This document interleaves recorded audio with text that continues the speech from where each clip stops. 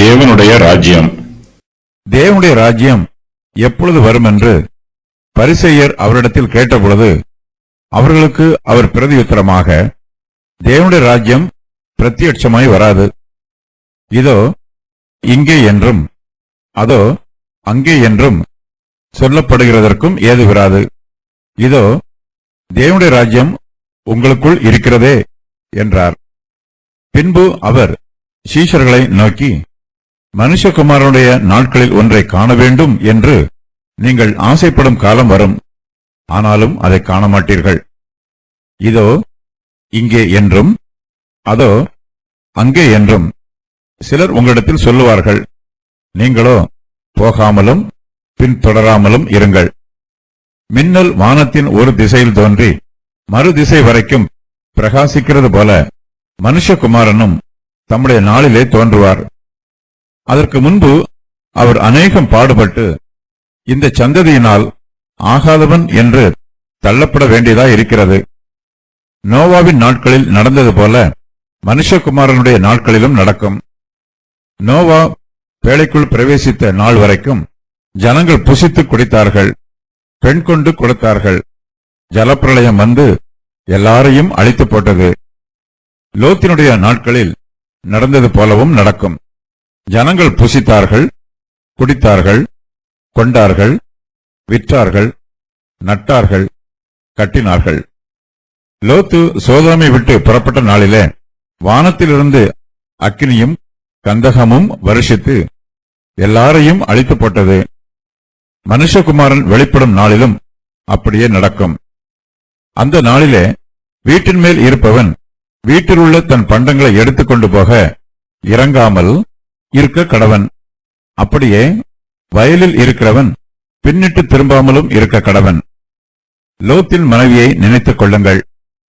தன் ஜீவனை ரட்சிக்க வகை தேடுகிறவன் அதை இழந்து போவான், இழந்து போகிறவன் அதை உயிர்ப்பித்துக் கொள்ளுவான். அந்த ராத்திரியில் ஒரே படுக்கையில் படுத்திருக்கிற 2 பேரில் ஒருவன் ஏற்றுக்கொள்ளப்படுவான், மற்றவன் கைவிடப்படுவான். திரிகை திரிக்கிற 2 ஸ்திரீகளில் ஒருத்தி ஏற்றுக்கொள்ளப்படுவாள், மற்றவள் கைவிடப்படுவாள். வயலில் இருக்கிற 2 பேரில் ஒருவன் ஏற்றுக்கொள்ளப்படுவான், மற்றவன் கைவிடப்படுவான் என்று உங்களுக்கு சொல்லுகிறேன் என்றார். அவர்கள் அவருக்கு பிரதியுத்தரமாக, எங்கே ஆண்டவரே என்றார்கள். அதற்கு அவர், பிணம் எங்கேயோ அங்கே கழுகுகள் வந்து கூடும் என்றார். பிரத்யட்சமாய் வராது. தேவனுடைய ராஜ்யம் எப்பொழுது வரும் என்று பரிசேயர் அவரிடத்தில் கேட்டபொழுது அவர்களுக்கு அவர் பிரதியுத்தரமாக, தேவனுடைய ராஜ்யம் பிரத்யட்சமாய் வராது. தேவனுடைய ராஜ்யம் எப்பொழுது வரும் என்று தெரிந்து கொள்வதில் பரிசேயர்கள் ஆர்வத்தோடு இருக்கிறார்கள். அவர்கள் இயேசு கிறிஸ்துவிடம் இதை பற்றி கேள்வி கேட்கிறார்கள். இயேசு கிறிஸ்து தமது சீஷர்களிடம் தேவனுடைய ராஜ்யம் வருவதாக என்று கூறி ஜெபிக்க வேண்டும் என்று உபதேசம் பண்ணியிருக்கிறார். இந்த உபதேசத்தை பரிசேயரும் கேள்விப்பட்டிருக்கலாம். தேவனுடைய ராஜ்யம் சமீபத்தில் உள்ளது என்று யோவான் ஸ்நானனும் பிரசங்கம் பண்ணி இருக்கிறார். சமீபத்தில் உள்ள தேவனுடைய ராஜ்யம் சீக்கிரத்தில் வரப்போகிறது என்பது இயேசு கிறிஸ்துவின் உபதேசமாகும். சீக்கிரம் என்றால் எப்போது என்பதை தெரிந்து கொள்வதில் பரிசேயர் ஆர்வத்தோடு இருக்கிறார்கள். தேவனுடைய ராஜ்யம் மகிமையோடு வரப்போவதை காணக்கூடிய சிலாக்கியம் தங்களுக்கு எப்போது கிடைக்கும் என்று இயேசு கிறிஸ்துவிடம் கேட்கிறார்கள். பரிசேயரின் கேள்விக்கு இயேசு கிறிஸ்து அவர்களிடமே முதலாவது பிரதியுத்தரம் கூறுகிறார்.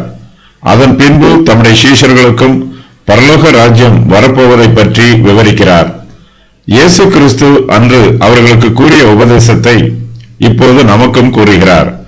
தேவனுடைய ராஜ்யம் என்பது இந்த பூமிக்கு உரியது அல்ல, இது ஆவிக்குரிய ராஜ்யம். இந்த ராஜ்யம் எப்போது வரும் என்று பரிசேயர் கேட்கிறார்கள். இவர்கள் கேட்கும் கேள்வி என்ன என்பது இவர்களுக்கே தெரியவில்லை. ஏனெனில் தேவனுடைய ராஜ்யம் வரும், ஆனால் அவர்கள் எதிர்பார்ப்பது போல அது பூமிக்குரிய ராஜ்யத்தை போல பிரத்யட்சமாக ஸ்தாபிக்கப்படாது. தேவனுடைய ராஜ்யம் வரும்போது அது வருகிறது என்பதை பரிசேயர் உணராதிருப்பார்கள். இந்த பூமியின் ராஜ்யங்கள் வெளிப்படையான ஆடம்பரங்களிலும் அலங்காரங்களிலும் ஸ்தாபிக்கப்பட்டிருக்கிறது. ஆனால் தேவனுடைய ராஜ்யமோ இதை போன்று வெளிப்படையான அடையாளத்தோடு வராது. ஒரு தேசம் வல்லரசாக ஸ்தாபிக்கப்படும் போது அது எல்லோருக்கும் விளம்பரப்படுத்தப்பட்டிருக்கும். ஆனால் இயேசு கிறிஸ்துவின் ராஜ்யமோ விளம்பரம் இல்லாமல் அமைதியாக ஸ்தாபிக்கப்படுகிறது. இது பிரத்யட்சமாக யாருக்கும் தெரியாது. தேவனுடைய ராஜ்யம் வருவதை யாரும் பார்க்க முடியாது. இதோ இங்கே என்றும், இதோ இங்கே என்றும், அதோ அங்கே என்றும் சொல்லப்படுகிறதற்கும் ஏது வராது. இதோ தேவனுடைய ராஜ்யம் உங்களுக்குள் இருக்கிறதே என்றார். தேவனுடைய ராஜ்யத்தை பற்றி தெரிந்து கொள்வதை விட அது எப்போது வரும் என்பதை தெரிந்து கொள்வதில் பரிசேயர் ஆர்வத்தோடு இருக்கிறார்கள். இவர்களுடைய உள்ளத்தில் தேவனுடைய ராஜ்யமானது உலக பிரகாரமான ராஜ்யத்தை போல இருக்கும் என்னும் எண்ணம் உள்ளது. இவர்களுடைய எண்ணம் தவறானது. இயேசு கிறிஸ்து முதலாவதாக இவர்களுடைய தவறான எண்ணத்தை திருத்துகிறார். இந்த பூமியில் ஒரு ராஜா தன்னுடைய ராஜ்யத்தை ஸ்தாபிக்கும் போது எல்லோரும் அது இங்கே ஸ்தாபிக்கப்பட்டிருக்கிறது என்றும் அது அங்கே ஸ்தாபிக்கப்பட்டிருக்கிறது என்றும் கூறுவார்கள். பூமியின் ராஜ்யங்கள் எல்லோரும் பார்க்கும் விதத்தில் இதுபோல இங்கும் அங்குமாக ஸ்தாபிக்கப்பட்டிருக்கும். அது எங்கு ஸ்தாபிக்கப்படுகிறது என்பதை எல்லோராலும் பார்க்க முடியும். ராஜ்யத்தை ஸ்தாபிக்க வரும் ராஜாவையும் இதோ இங்கே வருகிறார் என்றும் அதோ அங்கே வருகிறார் என்றும் கூறுவார்கள்.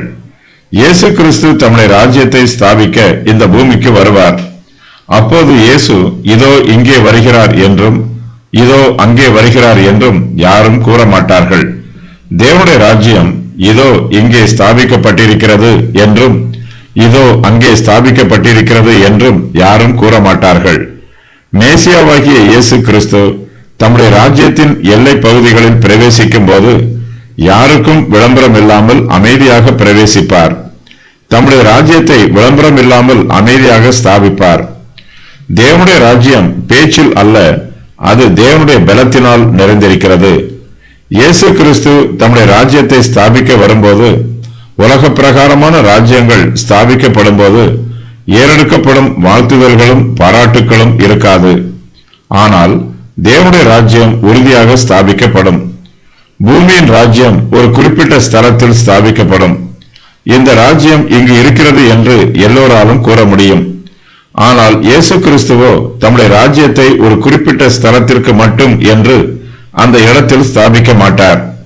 இயேசு கிறிஸ்துவின் ராஜ்யம் ஒரு குறிப்பிட்ட தேசத்தாருக்கு மட்டும் என்று ஸ்தாபிக்கப்படாது. இந்த பூமியில் உள்ள ஒரு குறிப்பிட்ட பகுதிக்கு மாத்திரம் என்று தேவனுடைய ராஜ்யம் ஸ்தாபிக்கப்படாது.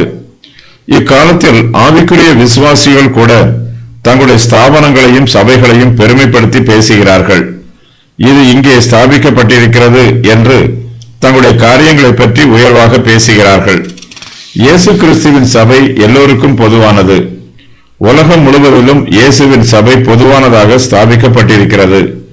தங்களுடைய சபைகளை பற்றி உயர்வாக பேசுகிறவர்கள் அதன் ஆடம்பரத்தையும் சபை அங்கத்தினர்களின் திரளான எண்ணிக்கையையும் சபையின் விதவிதமான செயல்பாடுகளையும் பெருமையாக நினைத்து பேசுகிறார்கள்.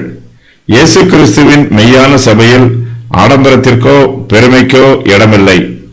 இயேசு கிறிஸ்துவின் ராஜ்யம் ஆவிக்குரியது. இது ஆவிக்குரிய ரீதியாக மாத்திரமே கிரியை செய்யும். தேவனுடைய ராஜ்யத்தில் மாம்ச பிரகாரமான கிரியைகளுக்கு இடமில்லை.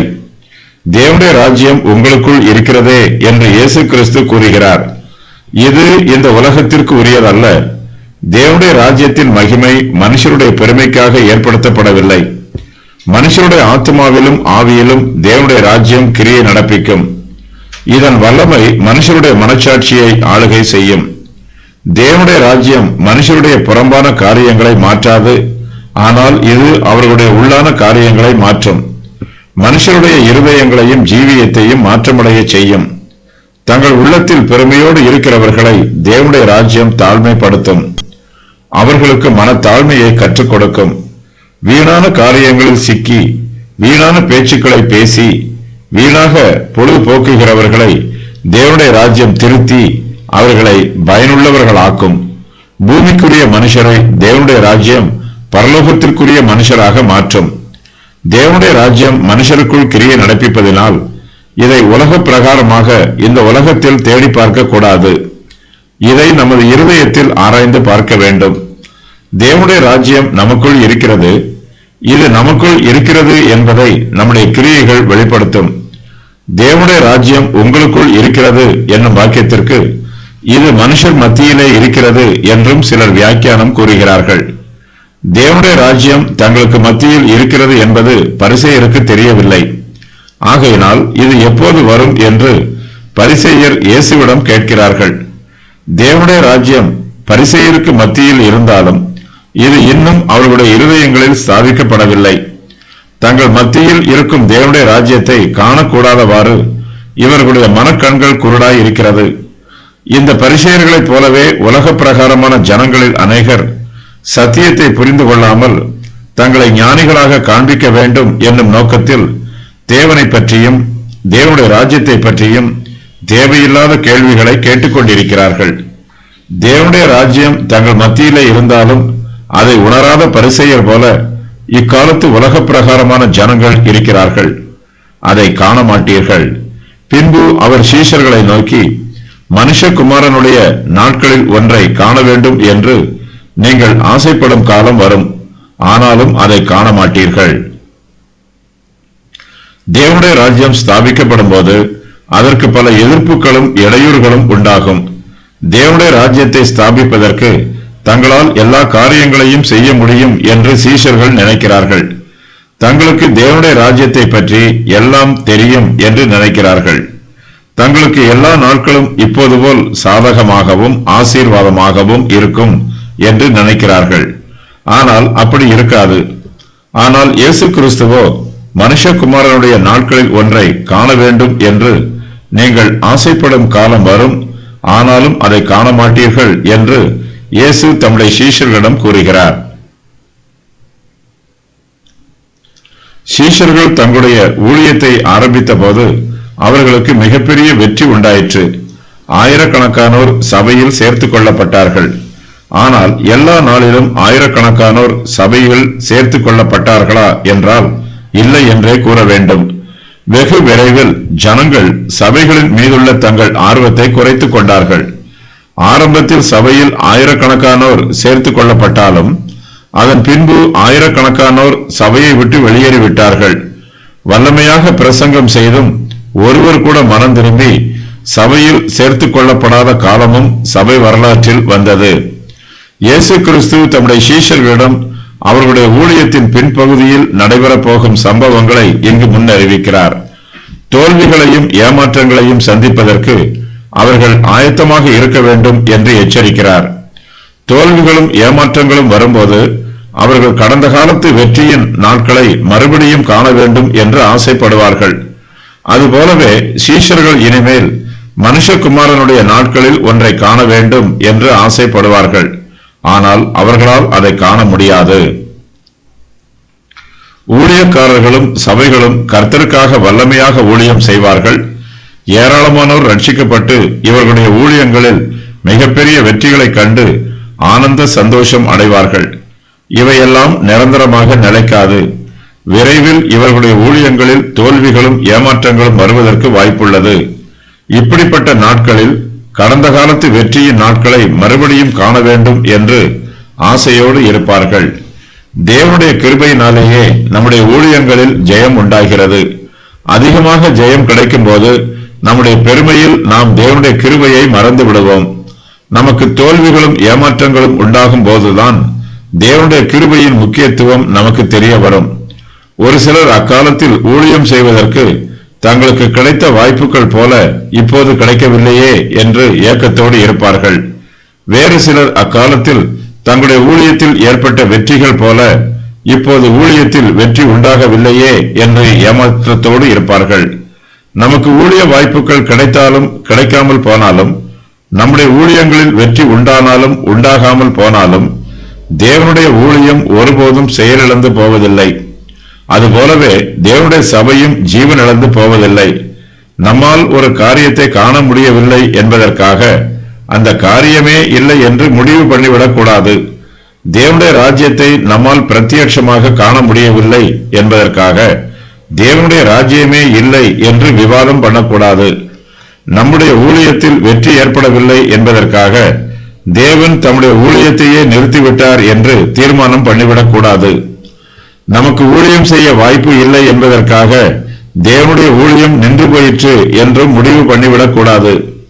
மனுஷகுமாரனுடைய நாட்களில் ஒன்றை காண வேண்டும் என்று சீஷர்கள் தங்கள் ஊழிய காலத்தில் ஆசைப்பட்டார்கள். இவர்களுடைய ஊழியங்களில் ஆரம்பத்தில் வெற்றி உண்டாயிற்று. அதன் பின்போ இவர்கள் பல சோதனைகளையும் தடைகளையும் தங்கள் ஊழிய பாதையில் சந்தித்தார்கள். தாங்கள் சோர்ந்து போகும் போதெல்லாம் மனுஷகுமாரனுடைய நாட்களில் நடைபெற்றது போன்று தங்கள் காலத்தில் நடைபெற வேண்டும் என்று ஆசைப்பட்டார்கள். அப்படிப்பட்ட மகிமையான நாட்களை மறுபடியும் காண வேண்டும் என்று விரும்பினார்கள். ஆனால் அவர்களால் காண முடியவில்லை.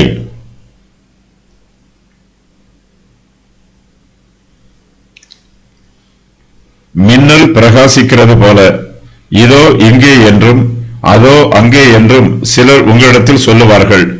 நீங்களோ போகாமலும் பின்தொடராமலும் இருங்கள். மின்னல் வானத்தின் ஒரு திசையில் தோன்றி மறுதிசை வரைக்கும் பிரகாசிக்கிறது போல மனுஷகுமாரனும் தம்முடைய நாளிலே தோன்றுவார். இயேசு கிறிஸ்துவையும் அவருடைய ராஜ்யத்தையும் ஒரு குறிப்பிட்ட இடத்தில் பார்க்க முடியும் என்று எதிர்பார்க்க கூடாது. ஏனெனில் இயேசு இந்த பூமிக்கு மறுபடியும் வரும்போது ஒரே வேளையில் எல்லா இடங்களிலும் பிரவேசிப்பார்.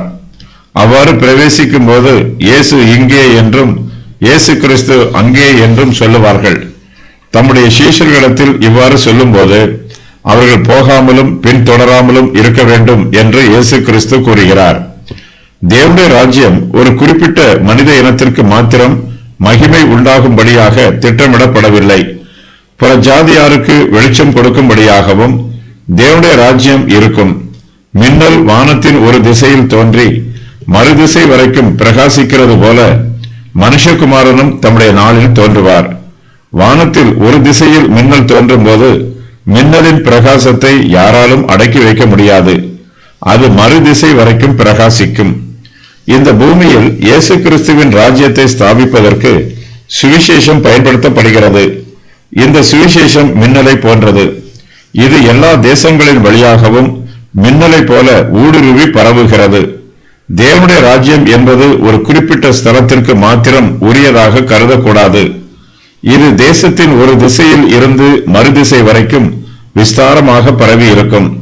இந்த உலகத்தில் உள்ள ஏதோ ஒரு தேசத்தை மாத்திரம் மேன்மைப்படுத்துவதற்காக கிறிஸ்துவின் ராஜ்யம் ஸ்தாபிக்கப்படவில்லை. எல்லா தேசங்களும் தேவனிடத்தில் இருந்து நன்மை பெற வேண்டும் என்பதே கிறிஸ்துவுடைய ராஜ்யத்தின் அடிப்படை நோக்கமாகும். அநேகம் பாடுபட்டு அதற்கு பின்பு அவர் அநேகம் பாடுபட்டு இந்த சந்ததியினால் ஆகாதவன் என்று தள்ளப்பட வேண்டியதாய் இருக்கிறது. இயேசு கிறிஸ்து இந்த பூமியில் தம்முடைய ராஜ்யத்தில் ஆளுகை செய்வதற்கு முன்பாக அவர் அநேகம் பாடுகள் பட வேண்டும். இந்த சந்ததியினர் இயேசு கிறிஸ்துவை ஆகாதவர் என்று தள்ளிவிடுவார்கள். இயேசு கிறிஸ்துவே அநேக பாடுகள் பட வேண்டும் என்றால் அவருடைய சீஷர்களும் பாடுகளை அனுபவிக்க வேண்டியது வரும். தங்களுடைய ஆண்டவர் பாடுகளை அனுபவிக்கும் போது இவர்களும் பாடுகளில் இருந்து தப்பித்துக் கொள்ள முடியாது. இந்த சந்ததியார் இயேசு கிறிஸ்துவை ஆகாதவர் என்று தள்ளினது போல அவருடைய சீஷர்களையும் தள்ளிவிடுவார்கள். நம்முடைய ஆவிக்குரிய ஜீவியத்தில் கிரீடத்தை பெற்றுக்கொள்ள வேண்டும் என்றால் அதை பெறுவதற்கு நாம் சிலுவை பாதையின் வழியாகவே நடந்து செல்ல வேண்டும். மனுஷகுமாரன் அநேகம் பாடுகள் பட வேண்டும் என்று இயேசு கிறிஸ்து தம்முடைய சீஷர்களிடம் கூறுகிறார். அநேகம் பாடுகள் என்பது வேதனை, அவமானம், நிந்தை, மரணம் ஆகியவற்றை குறிக்கும். இவர்களில் அநேகர் இயேசுவை கிறிஸ்து என்றும் மேசியா என்றும் விசுவாசிக்கவில்லை. இந்த சந்ததியார் இயேசு கிறிஸ்துவை ஆகாதவர் என்று தள்ளிவிடுவார்கள். இயேசு கிறிஸ்துவை விசுவாசிக்கிற பிரஜாதியாரின் சந்ததி உண்டாவதற்கு முன்பாக இயேசு கிறிஸ்துவை விசுவாசியாத யூதருடைய சந்ததியார் இவரை ஆகாதவர் என்று தள்ளிவிடுகிறார்கள். நோவாவின் நாட்களிலும் லோத்தினுடைய நாட்களிலும்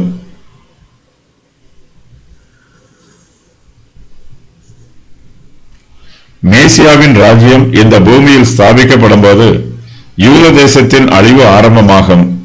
பழைய ஏற்பாட்டு காலத்தில் பாவிகள் இஸ்ரவேல் தேசத்தாரை போலவே அழிந்து போனார்கள். சோதோமின் மனுஷர் துன்மார்க்கராக இருந்தார்கள். கர்த்தருக்கு முன்பாக துணிகரமான பாவங்களை செய்தார்கள். பழைய ஏற்பாட்டு காலத்தில் ஜீவித்த பாவிகளுக்கு தேவனுடைய எச்சரிப்பின் வார்த்தை கொடுக்கப்பட்டது. பழைய உலகத்தில் நோவா நீதியை பிரசங்கிக்கும் பிரசங்கியாராக ஊழியம் செய்தார். சோதோமியர் மத்தியில் லோத்து தேவனுடைய எச்சரிப்பின் வார்த்தையை கூறினார். ஆனால் பழைய ஏற்பாட்டு காலத்து பாவிகளோ அவர்களுடைய எச்சரிப்பின் சத்தத்திற்கு செவி கொடுக்கவில்லை. தாங்கள் தேவனுடைய உதவியும் ஒத்தாசையும் இல்லாமலேயே பாதுகாப்பாக இருப்பதாக நினைத்தார்கள். உலக பிரகாரமான காரியங்களில் அதிகமாக ஈடுபட்டார்கள். ஜனங்கள் புசித்தார்கள், குடித்தார்கள், கொண்டார்கள், விற்றார்கள், நட்டார்கள், கட்டினார்கள். இவ்வளவு வேலையையும் செய்தவர்கள் தேவனுடைய எச்சரிப்பின் வார்த்தைக்கு கீழ்ப்படிந்து மனம் திரும்பாமல் போய்விட்டார்கள். நினிவே பட்டணத்தாருக்கு யோனாவின் மூலமாக தேவனுடைய எச்சரிப்பின் வார்த்தை கூறப்பட்டது. அந்த பட்டணத்து ஜனங்களோ தேவ எச்சரிப்பின் சத்தத்தை கேட்டு மனம் திரும்பினார்கள். உபவாசித்து ஜெபித்தார்கள். தேவனுக்கு பயந்து ஜீவித்தார்கள். ஆனால் சோதோமின் ஜனங்களோ மாம்சத்தை புசிப்பதிலும் திராட்சரசத்தை பானம் பண்ணுவதிலும் கவனம் செலுத்தி தங்களுடைய மாம்ச பிரகாரமான காரியங்களில் அக்கறையோடு இருந்தார்கள். தேவனுடைய எச்சரிப்பின் வார்த்தை இவர்களுக்கு கொடுக்கப்பட்ட போதிலும் இவர்கள் தங்கள் சுய பாதுகாப்பையே நம்பியிருந்தார்கள். இவர்களுக்கு நியாய தீர்ப்பு வரும் வரையிலும் தங்களுடைய சுய பாதுகாப்பை நம்புவதை இவர்கள் நிறுத்திக் கொள்ளவில்லை. மனம் திரும்பாமல் துன்மார்க்கமாக ஜீவிக்கும் இவர்களை அழித்து போட தேவன் சித்தம் கொண்டார். தம்முடைய நியாய தீர்ப்பை தேவன் பாவிகள் மீது நிறைவேற்றும் போது தமக்கு சொந்தமானவர்களை அவர் பாதுகாத்துக் கொள்கிறார். நோவா பேழைக்குள் பிரவேசித்தார்.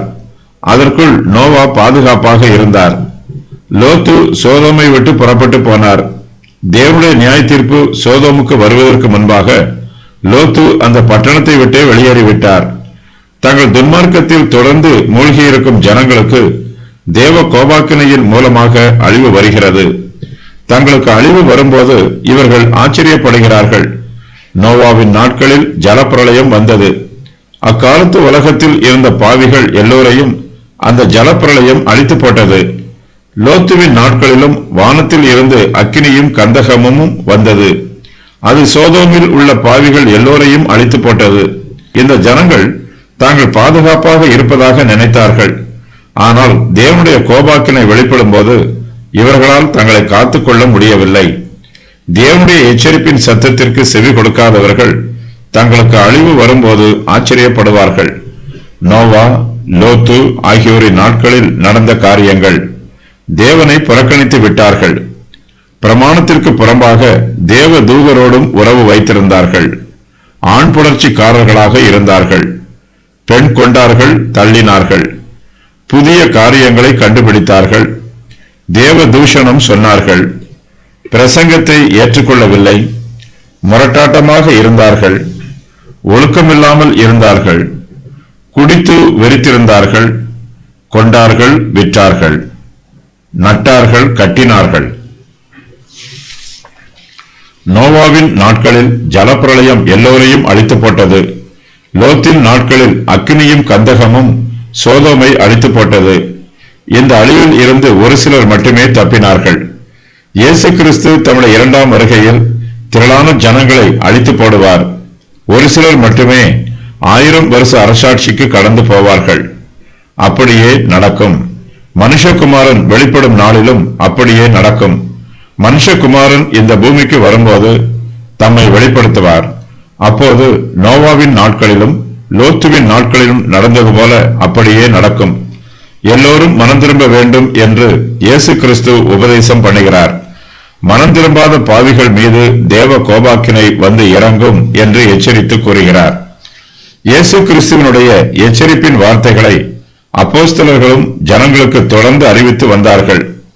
ஆனால் அப்போஸ்தலரின் ஊழியம் மனுஷர் மத்தியில் அதிக பிரயோஜனத்தை உண்டு பண்ணவில்லை. ஏராளமான ஜனங்கள் மத்தியில் அப்போஸ்தலரின் ஊழியம் வீணாயிற்று. இயேசு கிறிஸ்து இந்த சம்பவத்தை விவரிக்கும் போது அங்கு கூடியிருக்கும் ஜனங்கள் எல்லோருக்கும் உபதேசம் பண்ணுவதாக ஒரு சிலர் வியாக்கியானம் பண்ணுகிறார்கள். இயேசு கிறிஸ்துவின் எச்சரிப்பு வார்த்தையை கேட்டு இந்த ஜனங்கள் எல்லாம் மனம் திரும்பி இருக்க வேண்டும். ஆனால் அவர்களோ மனம் திரும்பாமல் போனார்கள். தங்களுக்கு தீமையை தாங்களே வருவித்துக் கொண்டார்கள். மனுஷகுமாரன் வெளிப்படும் நாளில் சபை ஏற்கனவே எடுத்துக் கொள்ளப்பட்டிருக்கும். இயேசு கிறிஸ்துவின் இரண்டாம் வருகையில் அவர் பூமிக்கு வரும்போது அவரோடு எடுத்துக்கொள்ளப்பட்ட பரிசுத்தவான்களும் வருவார்கள். இந்த காட்சியை எல்லா கண்களும் காணும். அந்த நாளிலே வீட்டின் மேல் இருப்பவன் வீட்டில் உள்ள தன் பண்டங்களை எடுத்துக் கொண்டு போக இறங்காமல் இருக்க கடவன். அப்படியே வயலில் இருக்கிறவன் பின்னிட்டு திரும்பாமலும் இருக்க கடவன். இயேசு கிறிஸ்து தம்முடைய வருகையில் வெளிப்படும் போது தம்முடைய சீஷர்களையும் தம்மை பின்பற்றுகிற விசுவாசிகளையும் பாதுகாத்துக் கொள்ள விரும்புகிறார். அந்த நாளில் இயேசு கிறிஸ்துவை விசுவாசியாத மக்களில் இருந்து அவரை மேசியா என்று விசுவாசிக்கும் விசுவாச பிள்ளைகளை வேறுபடுத்த விரும்புகிறார். இயேசு கிறிஸ்து வரும் நாளின் போது விசுவாசிகள் அவிசுவாசிகளிடமிருந்து பிரிந்துவிட வேண்டும். கர்த்தருடைய வருகையின் அடையாளம் வானத்தில் தோன்றும் போது நமக்கு கொடுக்கப்படும் தேவ உத்தரவுக்கு கீழ்ப்படிந்து அதன் பிரகாரம் நடந்து கொள்ள வேண்டும். தேவனுடைய கோபாக்கினையில் இருந்து தப்பித்துக் கொள்ள ஓடும் போது உலக காரியங்களில் ஆசைப்பட்டு நம்முடைய பழைய வாழ்க்கையை திரும்பி பார்க்க கூடாது. தேவ கோபாக்கினை இறங்கி வரும் இடத்திற்கு மறுபடியும் திரும்பிவிடக் கூடாது. அந்த நாளிலே வீட்டின் மேல் இருப்பவன் வீட்டில் உள்ள தன் பண்டங்களை எடுத்துக்கொண்டு போக இறங்காமல் இருக்க வேண்டும். தன்னுடைய பண்டங்கள் முக்கியமா அல்லது தன்னுடைய ஜீவன் முக்கியமா என்பதை நாம் தீர்மானம் பண்ண வேண்டும். அவிசுவாசிகளுக்கு அழிவு வரும்போது நாமும் அந்த கூட்டத்தில் அவர்களோடு சேர்ந்து அழிந்துவிடக்கூடாது. மாறுபாடான இந்த சந்ததியை விட்டு நாம் விலக வேண்டும். பாவ வாழ்க்கையை விட்டு விலகி போகும்போது மறுபடியும் அந்த பாவ வாழ்க்கைக்கு திரும்ப வேண்டும் என்று நினைக்க கூடாது. அந்த நாளில் என்பது சபை எடுத்துக்கொள்ளப்படும் நாளை குறிக்காது. இயேசு கிறிஸ்துவின் இரண்டாம் வருகையின் நாளை குறிக்கும். சபை எடுத்துக்கொள்ளப்படும் போது பரிசுத்தவான்கள் ஒரு நிமிஷத்திலே ஒரு கணப்பொழுதிலே எடுத்துக்கொள்ளப்படுவார்கள். இயேசு கிறிஸ்துவின் இரண்டாம் வருகையின் போது ஜனங்களுக்கு தங்கள் பண்டங்களை எடுத்துக்கொள்ளவும் வயலில் இருந்து வீட்டிற்கு திரும்பி போகவும் நேரம் இருக்கும். லோத்தின் மனைவியை நினைத்துக் கொள்ளுங்கள். லோத்தும் அவனுடைய மனைவியும் சோதோமை விட்டு புறப்பட்ட நாளிலே அக்கினியும் கந்தகமும் வருஷித்து எல்லோரையும் அழித்து போட்டது. இருவரும் ஜீவன் தப்ப ஓடி போகும்போது லோத்தின் மனைவி சோதோமை பின்னிட்டு திரும்பி பார்த்து உப்புத்தூள் ஆனாள். சோதோம் அழிந்தபோது அவளும் அழிந்து போனாள். அழிவுக்காக நியமிக்கப்பட்டிருக்கும் ஸ்தலத்தை விட்டும் ஜனங்களை விட்டும் அந்த நாளிலே விசுவாசிகளாகிய நாம் விலகி போய்விட வேண்டும். பின்னிட்டு திரும்பி பார்த்து பாவிகளோடு சேர்ந்து நாமும் அழிந்து போய்விடக் கூடாது. பின்னிட்டு திரும்பி பார்க்க வேண்டும் என்னும் சிந்தனை கூட நம்முடைய இருதயத்தில் தோன்றக்கூடாது. ஒரு சிலர் பாவமான இடங்களை விட்டும் பாவமான ஜனங்களை விட்டும் விலகி வந்திருப்பார்கள். ஆனால் இவர்களுடைய சரீரம் மாத்திரமே விலகி வந்திருக்கும். இவருடைய இருதயம் இன்னும் அந்த பாவமான இடங்களிலும் பாவமான ஜனங்கள் மத்தியிலும் வாசம் பண்ணி கொண்டிருக்கும். இருதயம் பாவத்தில் இருந்து விலகி போகவில்லை என்றால் அந்த இருதயம் அழிந்து போகும். லோத்தின் மனைவி தன் இருதயத்தில் பின்னிட்டு திரும்பி பார்க்க வேண்டும் என்று விரும்பினாள். இருதயத்தின் விருப்பத்திற்கு அவளுடைய சரீரம் கீழ்ப்படிந்தது. பின்னிட்டு திரும்பி பார்த்தால் அழிந்து போனாள். நம்முடைய பாவத்திற்கு வரும் தண்டனையில் இருந்து நாம் தப்பித்துக் கொள்ள வேண்டும் என்றால் நம்முடைய இருதயம் பாவ சுபாவத்தில் இருந்து விடுபட்டு வெளியேற வேண்டும். தண்டனையில் இருந்து தப்பிப்பதற்கு வேறு குறுக்கு வழி எதுவும் இல்லை. லோத்தின் மனைவி திரும்பி பார்த்து உப்புத்தூள் ஆனாள். இயேசு கிறிஸ்து இந்த வரலாற்று நிகழ்ச்சியை அங்கீகரிக்கிறார். பஞ்சாகம புஸ்தகங்களும் சுவிசேஷ புஸ்தகங்களும் பரிசுத்த வேதாகமத்தில் உள்ள மற்ற புஸ்தகங்களும் பரிசுத்த ஆவியானவரால் ஏவப்பட்டவையே.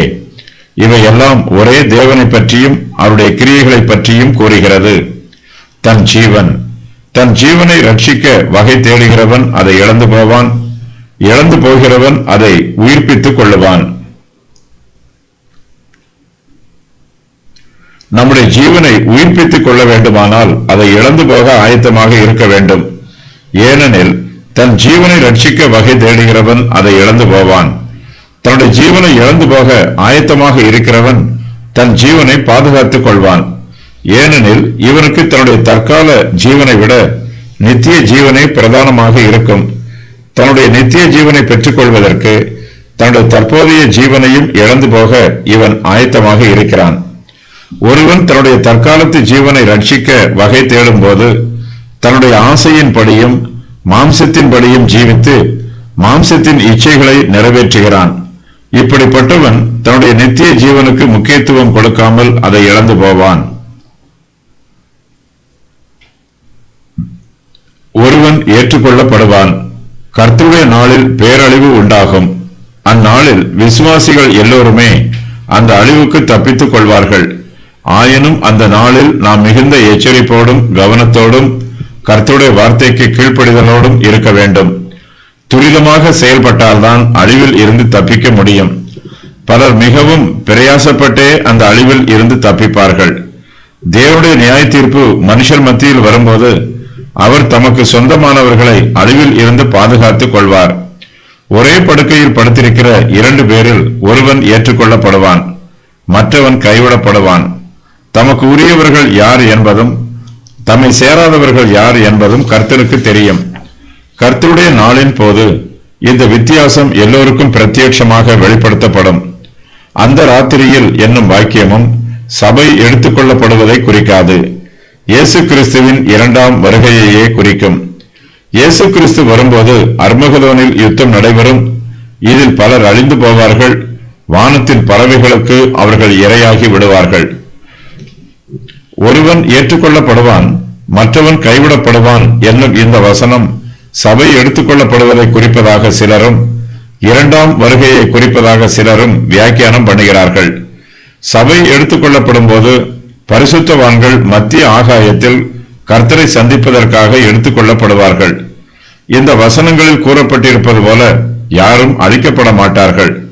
இயேசு கிறிஸ்துவின் 2ஆம் வருகையின் போது அழிக்கப்பட்டவர்களை ஆகாயத்து பறவைகள் புசிக்கும். அர்மகதோனில் நடைபெறும் யுத்தத்திற்கு தேசத்தார் அனைவரும் கூடி வருவார்கள்.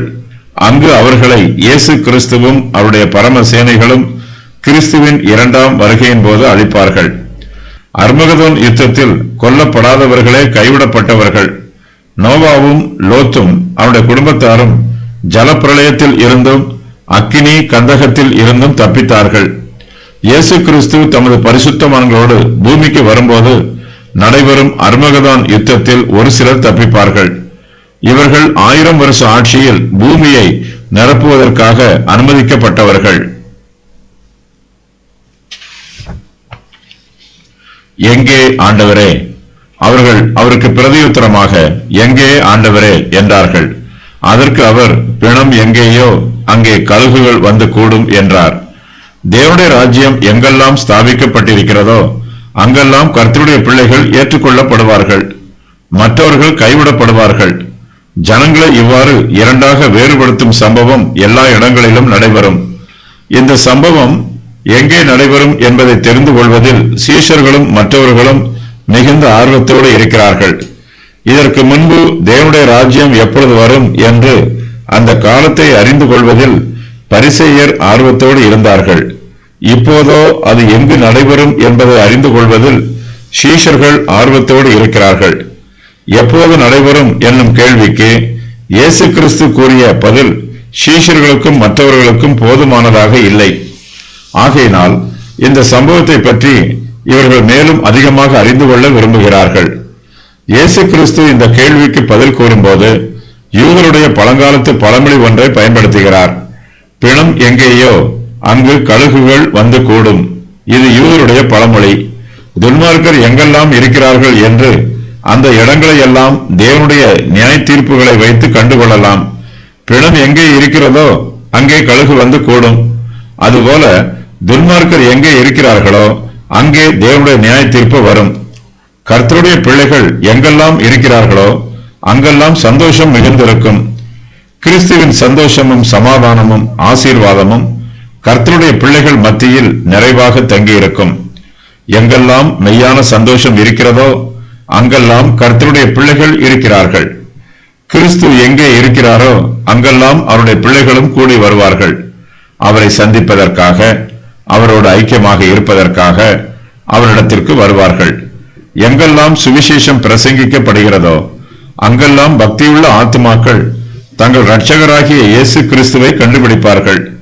தம்முடைய நாமம் தரித்தவர்கள், தம்முடைய நாமத்தை துதிக்கிறவர்கள் எங்கெல்லாம் இருக்கிறார்களோ அங்கெல்லாம் இயேசு கிறிஸ்து தம்முடைய ஜனங்களை சந்திப்பார். அங்கு அவர்களை ஆசீர்வதிப்பார். பிணங்கள் எங்கே கிடக்கும், கழுகுகள் எங்கே வந்து அவர்களை புசிக்கும் என்று சீஷர்கள் கேட்கிறார்கள். அர்மகதோன் என்னும் இடமே இதற்குரிய சரியான விடையாகும்.